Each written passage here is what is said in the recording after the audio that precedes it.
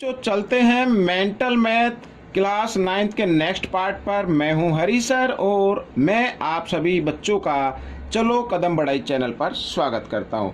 आइए करना शुरू करते हैं। क्वेश्चन नंबर 21 क्या कहता है, आइए रीड कर लेते हैं। और यहाँ पर बच्चों मैंने पहले से लिख के रखा हुआ है, मैं आपको दिखा देता हूँ, थोड़ा सेट भी कर लेता हूँ। ठीक है, ये देखिए।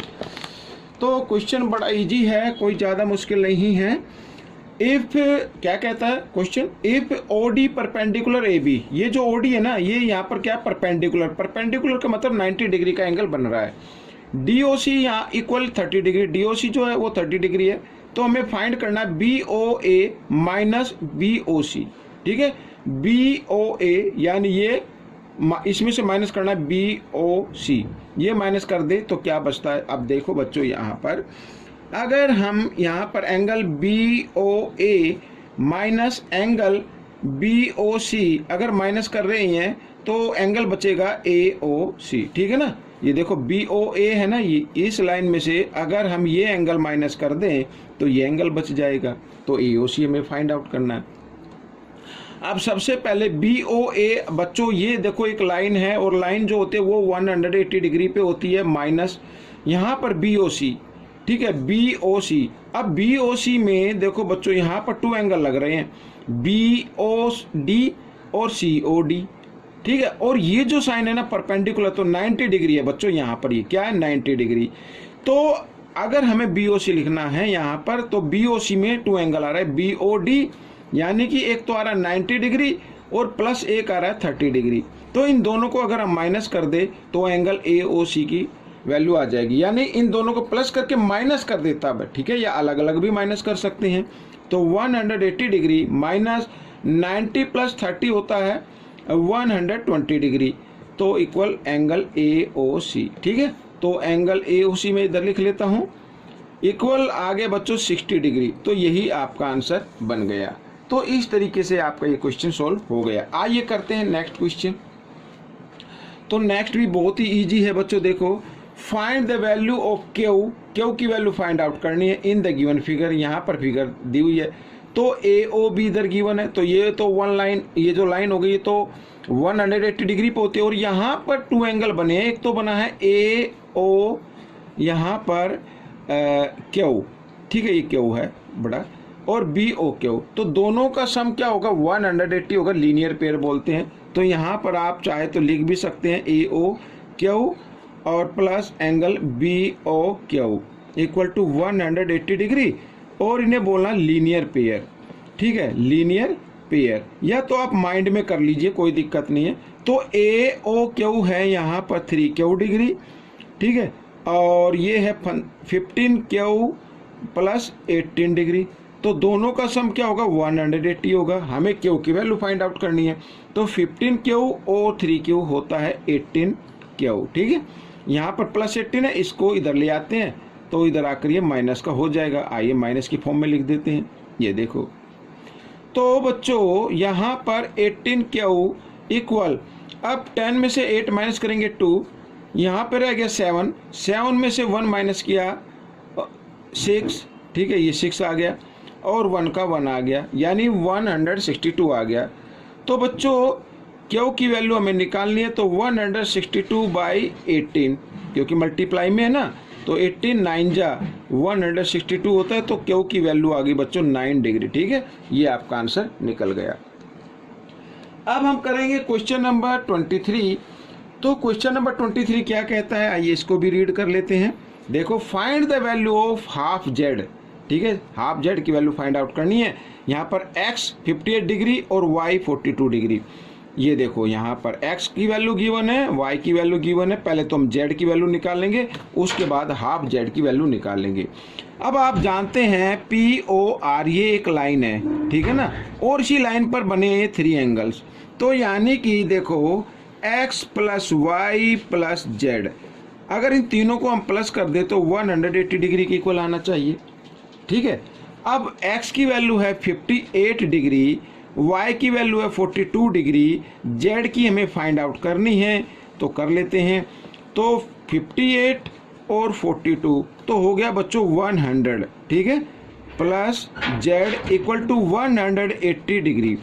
अब 100 इधर प्लस में है, इसको इक्वल के साइन से इधर लेके आएंगे तो 180 डिग्री माइनस 100 हो जाता है, और जब इसको माइनस करेंगे तो बच्चों 80 डिग्री आ जाएगा। ठीक है, 80 डिग्री आ गया। हमें ये जेड की वैल्यू आ गई, हमें तो ये फाइंड आउट करना है ना 1/2 जेड। ठीक है, ये जेड फाइंड आउट करना है, यानी 1/2, और जेड की जगह जेड की वैल्यू को लिख देते हैं, 2 से डिवाइड कर दो, 2 1 जा 2, 2 4 जा 8, 0, तो 40 डिग्री बच्चों ये आपका आंसर आ गया जेड की वैल्यू। ठीक है, तो ये क्वेश्चन भी सोल्व हो गया। आइए करते हैं नेक्स्ट क्वेश्चन। तो यहाँ पर बच्चों देखो क्वेश्चन नंबर 24 क्या कहता है, इसको भी सोल्व कर लेते। Find the value a plus B, a plus B की वैल्यू फाइंड आउट करनी है। अब बच्चों मैं आपको बताता हूँ, यहाँ पर ये देखो, अगर हम इन तीनों एंगल को, ये जो 3 एंगल है, इनको अगर ऐड कर दे तो एक सर्कल बन रहा है बच्चों, बन रहा है ना सर्कल।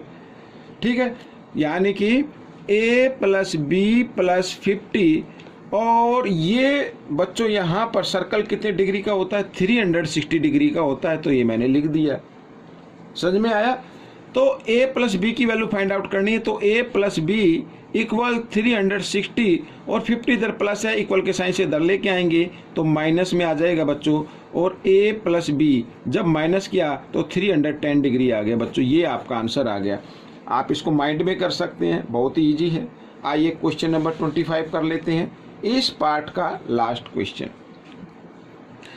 कहता है question, if angle ADB is a right angle, ADB यहाँ पर ये राइट एंगल का साइन है बच्चों। ठीक है, find the value of x, x की वैल्यू फाइंड आउट करनी है। अब कैसे फाइंड आउट करेंगे बच्चों, सबसे पहले ये देखो जिस पर मैं पेन लगा रहा हूँ, ADB, ये ट्रायंगल ले लीजिए आप। क्यों? क्योंकि इसमें 2 एंगल गिवन है, एक तो ये 30 डिग्री का है और इधर ये 90 डिग्री का है। हमें ये B फाइंड आउट करना है पहले। क्यों B फाइंड आउट करना है? अगर B फाइंड आउट हो गया तो यहाँ पर ट्रायंगल ABCD, इसको नाम मैं दे देता हूँ E। ठीक है, तो यहाँ पर देखो ट्रायंगल BCE, ये एक ट्रायंगल बन रहा है ना, BCE, ये एक ट्रायंगल बन गया। इस ट्रायंगल में यहाँ पर AEC या CEA एक एक्सटीरियर एंगल है, और एक्सटीरियर एंगल इक्वल होता है अपने इंटीरियर अपोजिट एंगल के सम के इक्वल, यानी B प्लस C के इक्वल होगा। तो इसलिए हमें B फाइंड आउट करना है पहले। आइए कर लेते हैं। देखो इन ट्रायंगल ADB में यहाँ पर एंगल A, पूरा नाम ले लेते हैं, DAB ले लेते हैं बच्चों, DAB, और प्लस यहाँ पर ADB, एंगल ADB, और plus angle B is equal to 180 degree. Sum of 3 angles of triangle is equal to 180 degree.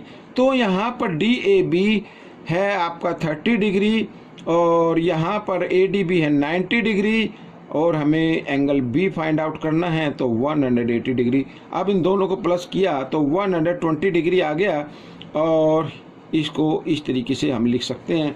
तो 120 को इक्वल के साइन से इधर लेके आना है तो माइनस का हो जाएगा बच्चों 180 डिग्री माइनस 120 डिग्री, और माइनस किया तो बच्चों आ गया यहाँ पर 60 डिग्री। ठीक है, तो B की वैल्यू क्या आ गई, 60 डिग्री आ गई।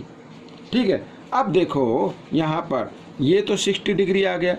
अब इन ट्रायंगल जो मैंने बताया था BCE, इन ट्रायंगल BCE, ठीक है, इस ट्रायंगल BC में CEA, angle CEA is an exterior angle.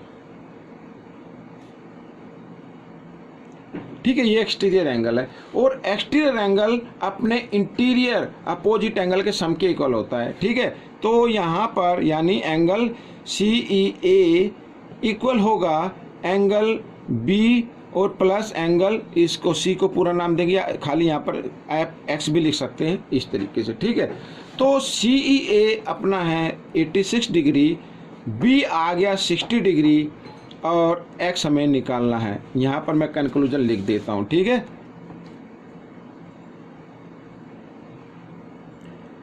Exterior angle in any triangle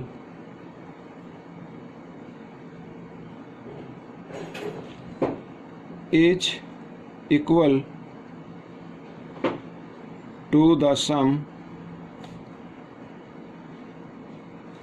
of its interior opposite angle.